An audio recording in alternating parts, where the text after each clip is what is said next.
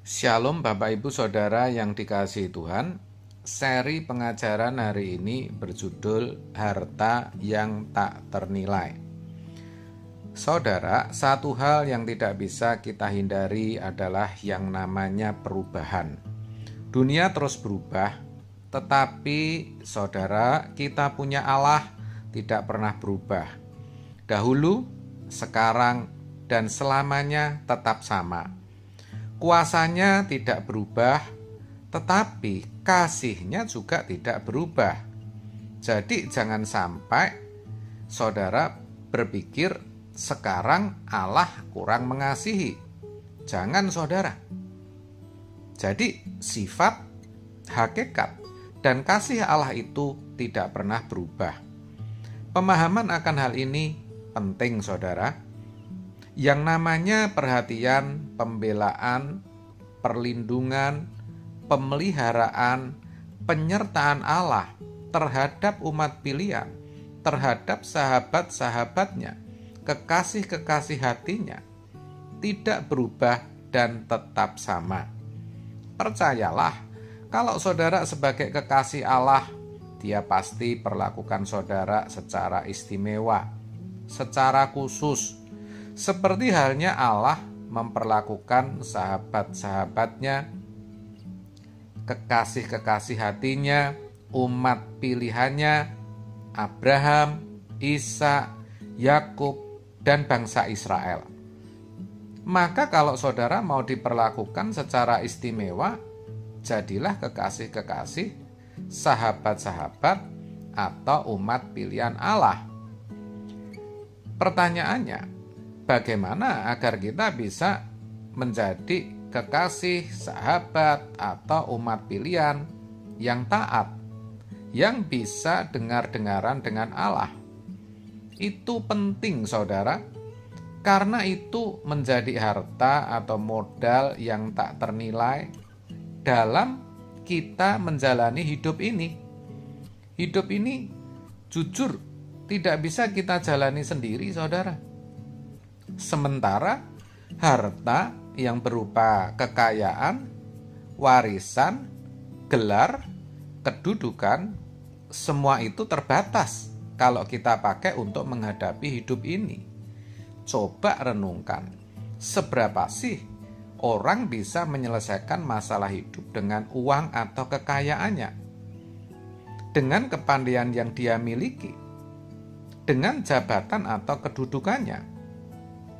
Ingat saudara, tidak semua persoalan hidup ini bisa diselesaikan dengan uang, dengan pendidikan, pangkat atau kedudukan. Faktanya demikian. Dan kita bisa lihat orang-orang hebat kalau jatuh bisa jadi lebih miskin dan lebih menderita dari orang miskin loh saudara. Sejarah sudah membuktikan. Maka benarlah kata Tuhan Yesus dalam Lukas 12 ayat 15 bagian B. Walaupun seorang berlimpah-limpah hartanya, hidupnya tidak tergantung daripada kekayaannya itu. Jadi memang hidup manusia itu tidak bergantung pada apapun juga, termasuk pada kekayaan. Firman Tuhan berkata, terkutuklah orang yang mengandalkan manusia, yang mengandalkan kekuatannya sendiri, dan yang hatinya menjauh daripada Tuhan. Yeremia 17 ayat 5. Terkutuklah artinya terhukum. Jadi harta atau modal yang tak ternilai sejatinya adalah Tuhan. Itulah yang harus kita perjuangkan, yang harus menjadi fokus satu-satunya dalam hidup orang percaya untuk menghadapi kehidupan ini, yaitu memiliki Tuhan. Yang namanya sekolah, bekerja, menjaga kesehatan, menjaga pola makan, pola hidup, itu harus, itu wajib, dan itu standar. Tetapi yang lebih utama agar kita bisa menjalani hidup ke depan adalah menjalin hubungan dengan Tuhan. Perhatikan saudara, ya. Agar kita bisa menjalani hidup ke depan, kita harus menjalin hubungan dengan Tuhan. Jadi kita harus berjuang bagaimana kita bisa menjadi sahabat-sahabat atau kekasih-kekasih Allah. Jangan mengecilkan Tuhan.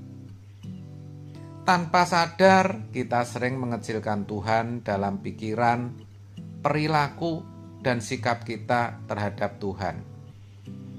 Kita pikir Tuhan tidak ada, padahal ada. Sepertinya Tuhan tidak nyata, tidak real, tetapi faktanya dia nyata, dia real. Nah, persoalannya bagaimana kita bisa mengalami Allah yang sepertinya tidak ada, yang sepertinya tidak nyata, yang sepertinya tidak real itu. Padahal jelas-jelas dia ada, nyata, real, dan bisa dialami. Nah, caranya kita harus total, artinya menyediakan waktu, perhatian, tenaga untuk mengalami perjumpaan dengan Tuhan. Namanya ke gereja itu wajib, harus, selama gereja benar-benar serius mengajarkan jemaat untuk mengalami perjumpaan dengan Tuhan. Saya katakan demikian karena tentu ada gereja yang tidak membimbing umatnya dengan benar, di mana fokusnya hanya menyenangkan jemaat agar bisa diberkati secara jasmani. Kalau gereja, hamba Tuhan, aktivis jemaat tidak memiliki pergaulan yang benar dengan Allah, tentu mereka juga tidak bisa membimbing jemaat dengan benar. Carilah gereja yang bisa mengubah hidup kita dari manusia lama menjadi manusia baru, dari manusia duniawi menjadi manusia rohani, dari manusia yang jauh dari Allah bisa berjumpa dengan Allah, dari manusia yang tidak bisa mengalami Tuhan menjadi mengalami Tuhan. Carilah hamba Tuhan, pemberita firman yang bisa mengubah hidup kita, gereja yang bisa memberkati kita. Tapi jangan tidak ke gereja, saudara, karena kita akan diraih oleh kuasa kegelapan dan akan masuk dalam belenggu atau penjara.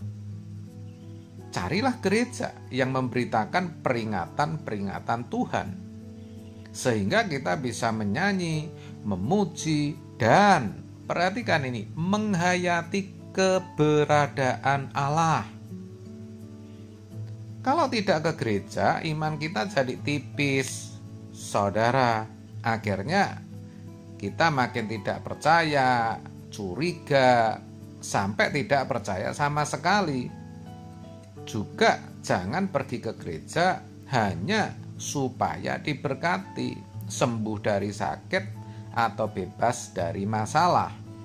Tetapi pergilah ke gereja dengan kehausan akan firman Tuhan yang murni. Percayalah kalau saudara benar-benar rindu, Roh Kudus menolong saudara. Amin. Tuhan Yesus memberkati.